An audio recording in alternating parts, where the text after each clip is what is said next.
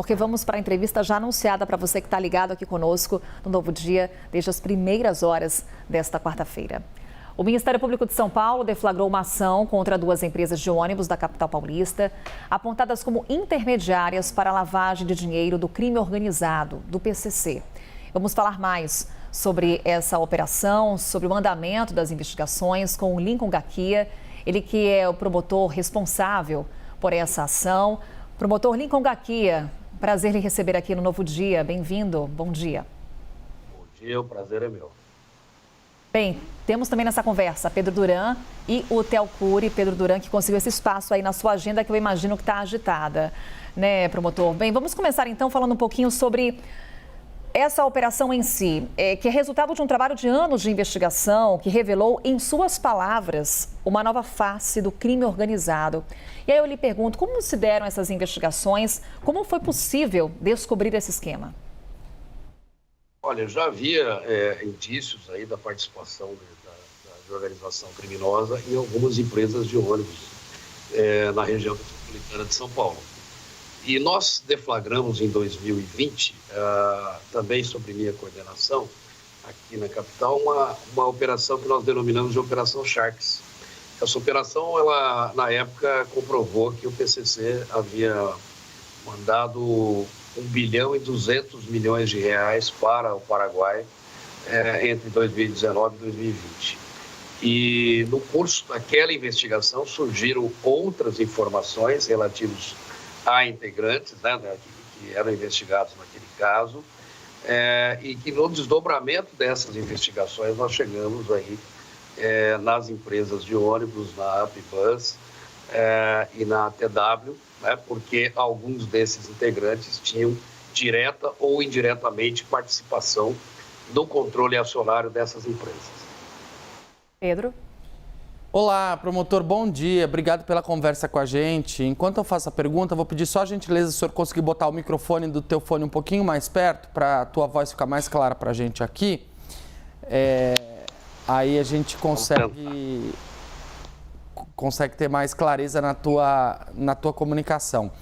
A minha pergunta, promotor, a gente vê o crime organizado, especialmente o PCC, pela primeira vez de uma forma muito clara, entrando numa via institucional da cidade de São Paulo, que é a oferta de transporte público, tomando conta de empresas e até capitalizando essas empresas para que elas participem de licitações, processos legais. Nesse sentido, quando que começam para vocês, o senhor acompanha o PCC desde o início dos anos 2000, quando que vocês tiveram a primeira suspeita de que o PCC tinha algum tipo de envolvimento com o transporte público? Porque lá atrás, ainda na gestão da ex-prefeita Marta Suplicy, a gente tinha aqueles pirueiros, aqueles transportes clandestinos. Isso já é um trabalho de décadas, tentar identificar o elo entre a facção criminosa e o transporte público em São Paulo? Sem dúvida, né? A partir da greve de ônibus, lá nos anos 2000, em que esses pirueiros foram contratados, junto com os pirueiros também vieram alguns criminosos que viram uma oportunidade de negócio. A gente tinha algumas investigações naquela época, né? Eles formaram cooperativas, não estou dizendo aqui, afirmando que as cooperativas eram compostas por criminosos, mas haviam criminosos também ligados ao PCC que adquiriram algumas linhas, né? Algumas vans e entraram nesse ramo do negócio. É uma investigação bastante sensível e delicada, porque a gente está tratando aí de uma facção extremamente capitalizada e violenta. E normalmente nós não conseguimos testemunhas, inclusive até os próprios cooperados que acabaram sendo extorquidos, alguns expulsos dessas empresas, né? Ameaçados, eles muitas vezes não têm interesse em procurar a polícia ou o Ministério Público. Nessa época já havia esses indícios, nós não conseguimos comprovação efetiva de participação do PCC ou de integrantes nessas cooperativas, mas com o decorrer do passar dos anos, agora, por conta desta última Operação Sharks, nós tivemos já umas evidências mais concretas. Aí foi possível a partir de 2019, nós montarmos a investigação da TW, depois da Apbus, e chegar nesse resultado que chegamos ontem com a deflagração da Operação Fim da Linha. Próxima pergunta do Theo Cury. Theo. Doutor, bom dia. A gente vê uma participação do crime organizado por meio de uma fachada, obviamente, uma tentativa de fazer algo ilícito, dando um aspecto de legalidade, por meio de licitação pública, ou seja, por um processo legal, mas por meios tortos. Eu queria entender com o senhor, que acompanha esse caso, a organização desde o começo, qual que é hoje o maior desafio, principalmente levando em conta que o ministro Ricardo Lewandowski disse na posse dele, do desafio de combater o crime organizado que cada vez mais tem se infiltrado nos órgãos públicos em todo o país. Como evitar esse aumento da infiltração do crime organizado nos órgãos públicos e dando essa aparência de legalidade, de licitude em crimes? Olha, eu acho que a gente tem que passar por uma espécie de compliance, né, do setor público, principalmente nessa área de contratação. Veja que eles utilizam laranjas, né? Não é uma lavagem de dinheiro, no caso da utilização dessas empresas, muito simples de ser detectada, né? Não é simplesmente pegar um criminoso, colocar lá uma esposa ou um filho no controle da empresa, né? Eles têm um tipo de engenharia financeira mais sofisticada, eles estão usando contadores para isso, e hoje, para você ter uma ideia, só numa das investigações tem mais de 30 empresas que são coligadas, né? Então, há uma utilização de recursos que passam por dezenas de empresas, centenas de pessoas, né? E o desafio realmente é muito grande. Se a gente for tratar de asfixia financeira, a gente precisa contar com a colaboração de outros órgãos. Nesse caso das investigações, nós contamos com a participação da Receita Federal, também com a colaboração do COAF, né? E do próprio CAD, porque a gente está tratando aí, inclusive, de empresas que disputaram licitações, né, na maior cidade do país, que são responsáveis pelo transporte diário de quase 700 mil pessoas. No final do mês, dá em torno de 15 milhões de passageiros que são transportados por essas duas empresas. Só havia um proponente, né, um interessado nessas linhas, né? Não é o único caso, existem outras investigações, inclusive da Polícia Civil aqui de São Paulo, com acompanhamento do GAECO também. As investigações não estão concluídas, mas há outras empresas com atuação semelhante. E aí, promotor, tenho duas questões para trazer para essa nossa conversa. Uma, o que as investigações apontam com relação ao poder público, em termos de responsabilidade ou possível omissão, nesse e também em outros casos que são investigados? O senhor ontem falava que o PCC, o crime organizado, mudou de patamar aqui no Brasil.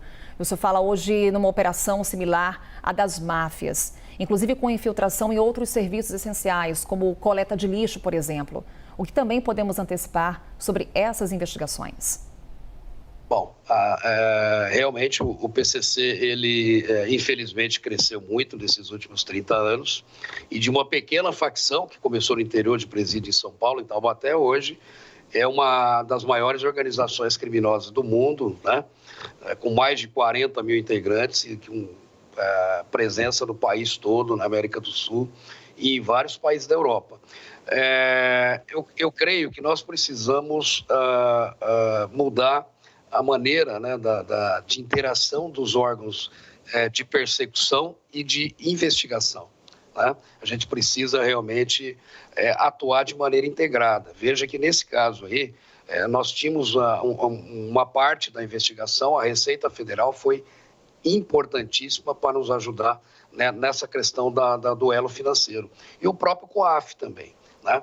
Então, veja que houve também uma decisão recente do Supremo Tribunal Federal liberando novamente o COAF a informar os órgãos de investigação do país, as polícias e o Ministério Público das movimentações financeiras suspeitas. Isso é muito importante para que a gente possa realmente, né, levar a bom termo essas investigações. É muita engenharia financeira e, se não for com essa integração de todas essas instituições, a gente não vai conseguir chegar num bom termo.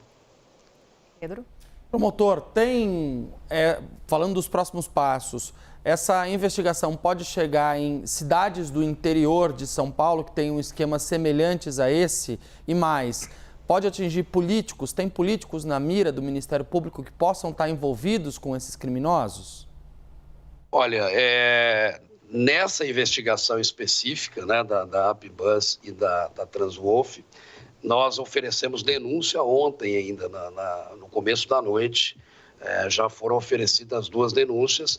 Evidentemente, foi muito material apreendido, a gente vai ter que analisar esse material, vai servir não só para a instrução das provas neste processo, mas provavelmente vai haver algum desdobramento, alguma instauração de nova investigação, é bem possível que isso ocorra.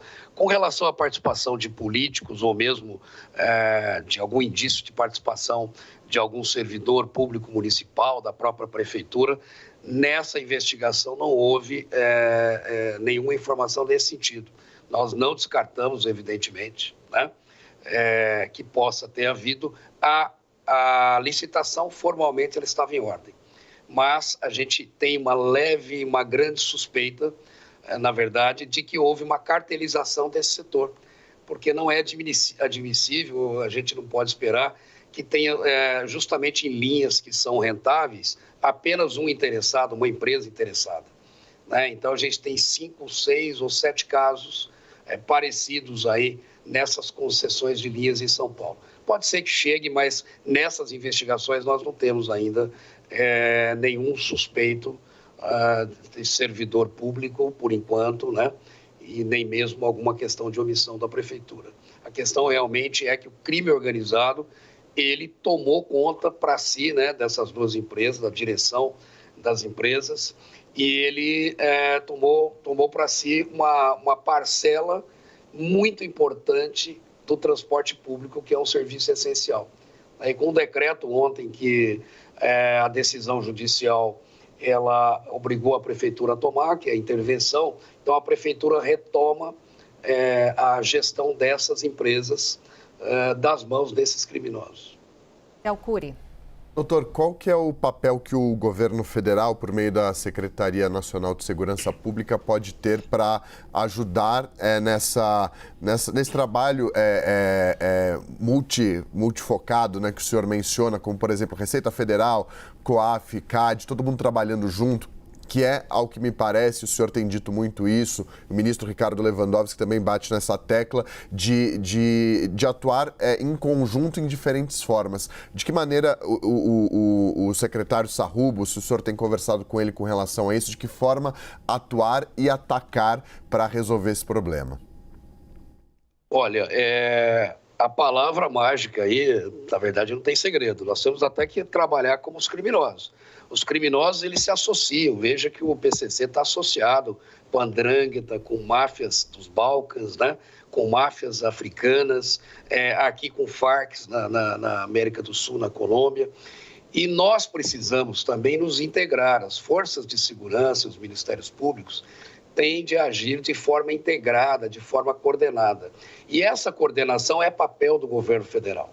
Então, acho que aí a importância do ministro Lewandowski, de ter entendido, né, que a segurança pública é um dos principais problemas nacionais hoje. A nomeação do Dr. Mário Luiz Sarrubo, que foi o meu procurador-geral aqui até março desse ano, um amigo pessoal, um profundo conhecedor de crime organizado, sempre nos apoiou. Aliás, essa investigação ele apoiou desde o início. E nós temos conversado, sim, bastante, né, com bastante frequência, seja em Brasília, seja aqui em São Paulo, no sentido de que o governo federal possa, através da Senasp, fomentar essa integração entre as polícias civil, militar, polícia federal, as polícias estaduais entre si, os ministérios públicos. Agindo de maneira integrada e coordenada, acho que nós vamos ter um avanço muito grande no combate às organizações criminosas. Promotor Lincoln Gaquia, ele que é um dos responsáveis por essa operação, o fim da linha. Mais uma vez, promotor, muito obrigado. Investigações aí continuam. A gente, claro, segue em contato com o senhor. Mais uma vez, um bom dia, um bom trabalho. Obrigado, um bom dia a todos vocês.